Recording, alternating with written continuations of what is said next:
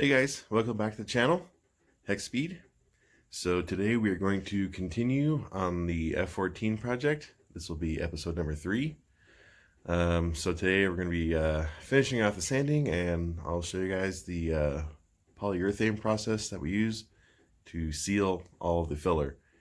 So stick around, and yeah, we're gonna be putting on some clear coat, and it's pretty cold, so it's gonna take a while to dry. Maybe we'll get some primer on today. The goal here is to get all these parts filled in, so that way we'll have the airplane basically in its out of the box form again, but now ready for paint and all that. So anyways, it's pretty cold in here again. I live in California, but it decided to snow last night, and we got about 8 inches of snow, and it's still snowing. Let me show you out there.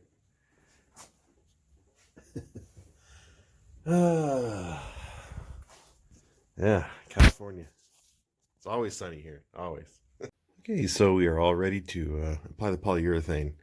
So what you see here is all the panel lines pretty much completely filled. I've used the air compressor to blow all the dust off. So here's all the parts. They look pretty good. Not too many panel lines, but just enough. So anyway, so this is the, I need to get some new, stuff's pretty old. But it's polyacrylic, water-based, satin clear. You don't want to use the gloss because it doesn't sand very good. So this is the stuff, and what I'm going to basically do is probably just brush one coat over just the panel lines real light, see how it looks, and go from there. I might do a second coat. Then we'll move on to some primer and things of that nature. Also, I am going to attach the tails after everything's in primer, and then I'm going to fill in all the gaps around the tails, just because it makes it, I think it makes it look a lot nicer when those are all filled in. So, yep, here we go.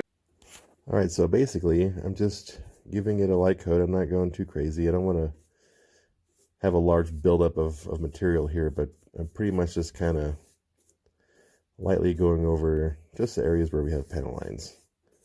Now, depending on the model you're working on, you might want to do the whole thing. And also, one important thing I forgot to mention as far as the preparation work goes. So on this model, they use water slide or water transfer decals, which is a very thin film decal, and they don't use like an adhesive like a regular sticky decal would. And those are really thin, they stick really good, and it doesn't hurt to just leave them on the model. So now, and that's how most of the FREEWING models are. So most of the FREEWING jets, I believe, use water transfer decals. So if your model already has decals on, you don't want to strip them, you don't necessarily have to. Just do like I mentioned, and break away any areas of the decal that are over panel lines, because those will crack and lead to issues. So, but there's a lot of models out there, like a lot of the E-Flight models, the FMS stuff. Those all use like a traditional sticky back, like a vinyl style decal. Those you'll definitely want to take off before you start this process. They're real thick.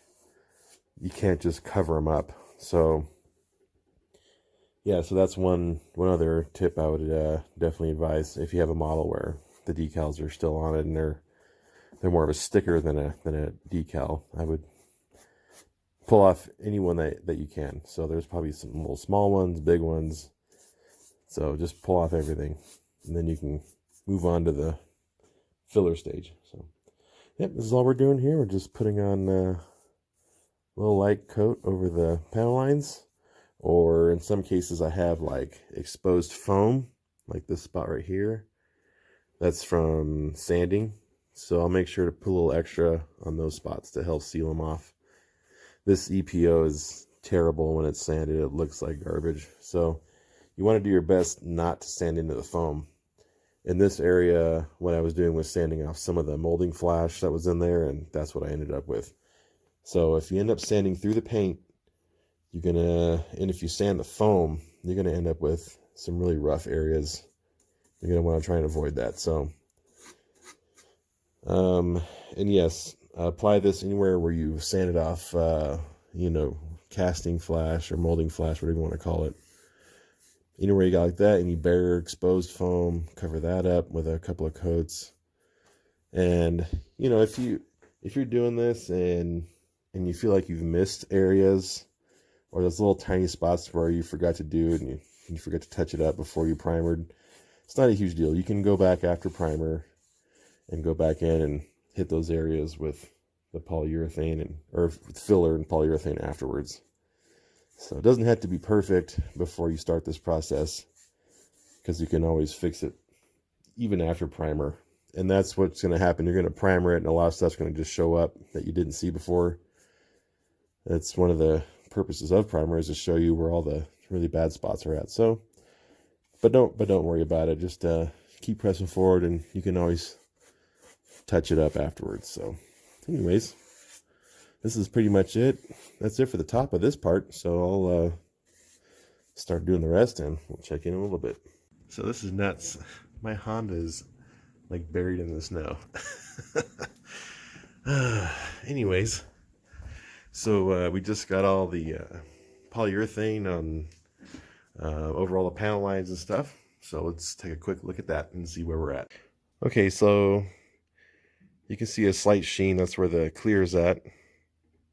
One thing I forgot to mention is when you're doing this, it helps to put a little bit around like the edges.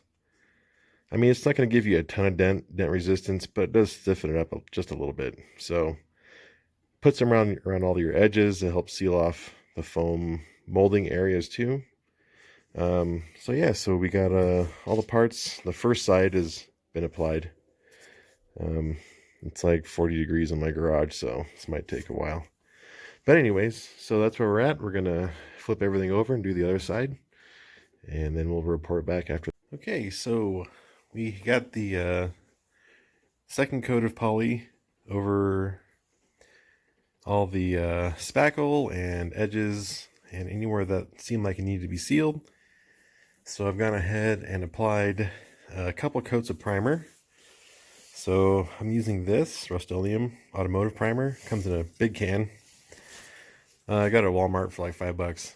I'm giving it a try. I've never tried this stuff before, but it covers real nice, and it seems like it's pretty thick. So it's should do a good job filling in stuff. So even though we filled the lines and used poly and now we're on primer, you can still see, especially in certain lighting, you can still tell where the panel lines are at. Now some of that will go away as we sand and reprime and sand again. But also remember that real airplanes aren't perfectly smooth either. If you look at a real airplane up close, I think you'd be surprised at just how rough some of them are. So I'm not too worried about the indentations that you can kind of see. Some stuff like this, I'll probably fill that. But the rest of the stuff I'm not too concerned with. The wings turned out pretty nice. The lines got filled up. I think the lines are a little bit smaller on these parts, so they didn't turn out quite as bad. So anyways, we got some primer on it now, and I think that'll be it for this video. Next video, we'll go over some sanding techniques and some priming techniques and bodywork stuff. So stay tuned for the next episode, but this does it for episode number 3. Hope you enjoyed, and we'll see you next time.